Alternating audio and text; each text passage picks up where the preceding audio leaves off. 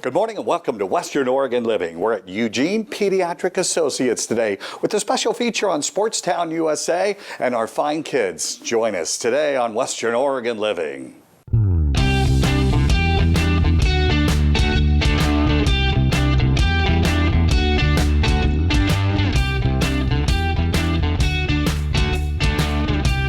Welcome back to Western Oregon Living. I'm J.R. Jackson. We're at Eugene Pediatric Associates today talking with Dr. Bradshaw. There's a lot of talk about youth sports and athletics, Sportstown Awards and all this, but let's talk a little bit about off the field. How can we raise our children to be superstars at the dinner table and maybe on the field at the same time? Give us some help for our parents out there watching. Well, you know, as a parent of two teenagers, I am very much in favor of trying to teach our kids to be passionate.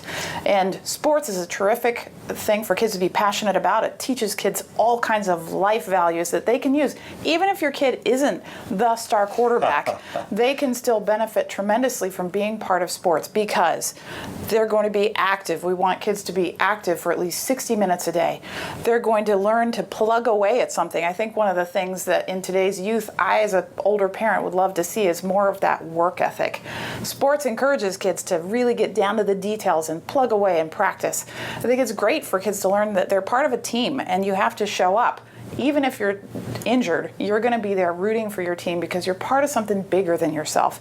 I think sports is fantastic for kids because it teaches them discipline, it teaches them to listen to people that are mentors, and it can offer all kinds of additional health benefits later in life if they've grown up learning to love to be active. That's much increasing their odds that they're going to go on and be active adults. For the parents out there, you know, young kids, teenagers, whatever, what's some of the tips, some quality time, some ideas? Because it's interesting.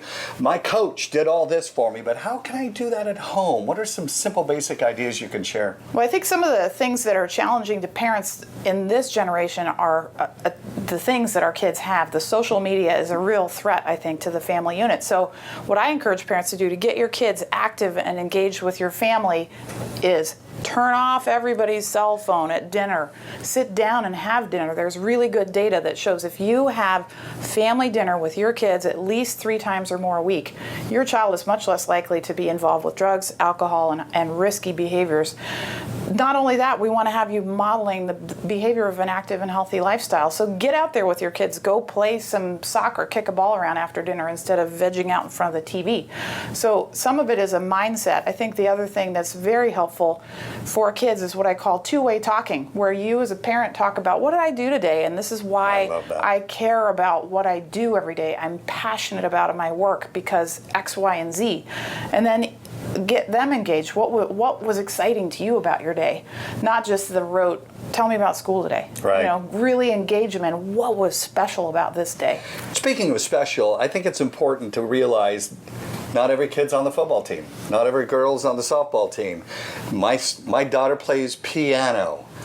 They're not into a sport, but you can take a family walk around the block, a hike, a go for a swim at the park or whatever. These are activities that you don't have to be a star athlete, and these are the things we got to incorporate, whether it's piano or on the football field. Well, and interestingly, most kids, are not going to go on and play team sports into college. So, you know, parents that are pushing and pushing and pushing for their kid to be the best kid on the 4th grade soccer team, I've always found a little puzzling because the likelihood that kid's going to be an MLS player is pretty low. But passion, again, if you can get your kid passionate about anything, whether it's dance or reading or playing violin or doing anything that they really care about, those are the kids that are going to remain focused on academics. They're going to remain focused on health. They're going to remain focused on your family because they've learned not to just zone out into Never Neverland. Yeah. You know, I know the people want to effort to get more information from you. What's the best way? Website, or how can they get? We've got all kinds of ways that you connect. Eugene Pediatrics has tried to be at the forefront of